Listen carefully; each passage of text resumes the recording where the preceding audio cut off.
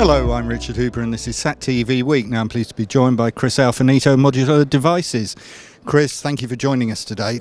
Tell me a little bit more about the company, because it works on the smaller side of the components, doesn't it? Yes. We do power systems for a spacecraft, so my joke is that we're a 45-year-old startup. We have the office furniture to prove it. We're an engineering house. We fill a niche where none of the other competitors dare to tread. We're the guys that when everybody goes, oh no, we go, yeah, we'll try that. So that's kind of where we sit. So it's nice being a small company that's nimble enough to really be able to respond to our clients' unique and varied needs. So what's driving the market for you at the moment? Oh, really one of the biggest drivers, obviously new space is growing and the investment is huge, but nobody knows exactly the right direction to take. Do we go with full qualified space stuff, or is automotive okay, or should we be somewhere in between? And nobody really knows exactly what the right mix is going to be yet. Well, I was just going to say to you, half the people don't understand what new space is, so could you clarify that from a Modular Devices point of view? New space.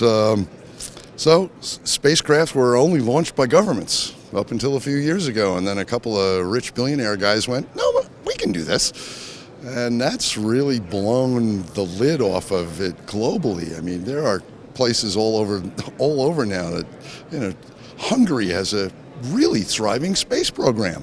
Hungary? Lots of different places like that, because now it's not just the governments, that corporations can go, yeah, I need to put an asset up there, and this asset needs to do this for me. And that's never happened in our industry before. So as far as you're concerned and the products that you put out into the sector, is there anything special about them that... Well, our thing is trying to bridge the gap between, do you need a full NASA certified or ESA certified qualed device, or maybe one that's okay enough to meet the rigors of the requirements, but I didn't need the 250 pounds of paper to come along with it. And that's one of the places where we really kind of excel, because we won't do any testing that you don't ask us to test. Right. And what about competition in the market? Because you obviously, as you say, you're a niche company. Do you find there's competition coming in from Far East companies? No, not at all. We have three large multinational enterprise level concerns that are competitors, but again, because of that size and demographic, they can't look at small programs or initial proof of concept programs or things like that, because they just can't fit it in. So looking forward, what's the future hold for the company?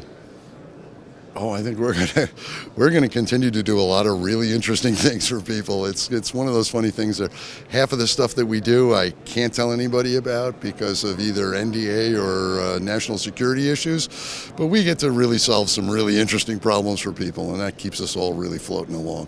It's really fun. Chris, thank you for talking to us. Pleasure as always.